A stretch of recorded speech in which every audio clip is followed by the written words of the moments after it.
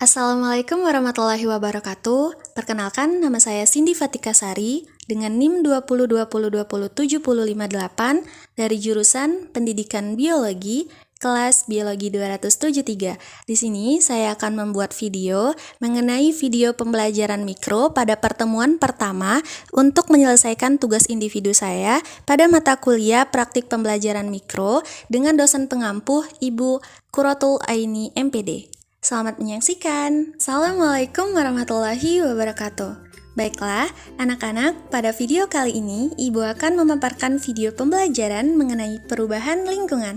Nah, sebelum memulai materi pembelajarannya, Ibu berharap kepada anak-anak dapat menjelaskan pengertian perubahan lingkungan, dapat menganalisis dampak perubahan lingkungan bagi kehidupan, dapat menjelaskan faktor-faktor yang mempengaruhi perubahan lingkungan, dapat mendeskripsikan pengertian pencemaran lingkungan, dapat menyebutkan macam-macam pencemaran pada lingkungan. Nah, anak-anak, sebelum memasuki pelajaran kali ini, Ibu ingin bertanya terlebih dahulu nih, apakah anak-anak selalu menjaga kelestarian lingkungan dengan tidak membuang sampah sembarangan? Nah, bagus, perlu diketahui jika kita tidak membuang sampah sembarangan, maka tidak terjadi banjir di lingkungan kita. Dengan begitu, kita telah menjaga kelestarian pada lingkungan kita. Nah, coba anak-anak lihat pada gambar yang telah Ibu sajikan. Oke, sambil Ibu menjelaskan mengenai perubahan lingkungan ya. Beberapa pengertian seputar lingkungan, baik peran maupun fungsinya dari para ahli ini sangatlah beragam. Mulai dari istilah asing maupun istilah yang sudah lazim dimengerti oleh masyarakat. Seperti arti kata lingkungan yang dalam bahasa Inggris dikenal dengan sebutan environment. Nah, dalam bahasa Belanda disebut dengan milieu. Sedangkan dalam bahasa Melayu lazim dikenal dengan sebutan alam sekitar. Nah, berdasarkan definisi yang tadi Ibu sebutkan, ini dapat ditarik kesimpulan bahwa lingkungan yang ada di gambar itu adalah segala sesuatu berupa semua benda, kondisi, dan wilayah tempat berlangsungnya aktivitas atau interaksi sosial yang mempengaruhi kelangsungan hidup dan kesejahteraan manusia di dalam lingkungan masyarakat. Lingkungan hidup ini dapat diartikan sebagai lingkungan fisik yang mendukung kehidupan serta proses-proses yang terlibat dalam aliran energi dan siklus materi. Karenanya, keseimbangan lingkungan ini secara alami dapat berlangsung apabila komponen yang terlibat dalam interaksi dapat berperan sesuai kondisi keseimbangan serta berlangsungnya aliran energi dan siklus biogeokimia. Perubahan lingkungan adalah perubahan yang terganggunya keseimbangan lingkungan dikarenakan adanya dua faktor.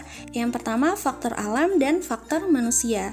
Keseimbangan lingkungan dapat terganggu jika terjadinya perubahan berupa pengurangan fungsi dari komponen atau hilangnya sebagian komponen yang dapat menyebabkan putusnya rantai makanan dalam ekosistem di lingkungan itu. Nah, anak-anak, perubahan lingkungan tadi itu ternyata ada dampaknya loh bagi kehidupan. Nah, perubahan lingkungan yang dapat menyebabkan kerusakan lingkungan ini bisa terjadi dikarenakan ada dua faktor. Yang pertama, kerusakan lingkungan atau faktor manusia, dan yang kedua, bencana alam atau faktor alam. Nah, kita bahas satu persatu ya. 1. Kerusakan lingkungan. Kerusakan lingkungan yang diakibatkan pencemaran ini terjadi di mana-mana yang berdampak pada menurunnya kemampuan lingkungan yang menimbulkan dampak buruk bagi manusia seperti penyakit dan bencana alam. Beberapa kegiatan manusia yang dapat menyebabkan terjadinya kerusakan lingkungan yaitu penebangan hutan, penambangan liar, dan pembangunan perumahan. Nah, yang kedua, perubahan lingkungan karena faktor alam. Pada awal pembentukannya, bumi ini sangat panas sehingga tidak ada satupun bentuk kehidupan yang berada di dalamnya. Namun, dalam jangka waktu yang sangat lama dan berangsur-angsur, lingkungan bumi pun berubah menjadi lingkungan yang memungkinkan adanya bentuk kehidupan. Nah, beberapa faktor alam yang dapat mempengaruhi berubahnya kondisi lingkungan antara lain yaitu bencana alam seperti gunung meletus, tsunami, dan banjir. Nah, selain itu, adanya dampak, ternyata ada faktor-faktor dari perubahan yang mempengaruhi perubahan lingkungan tersebut.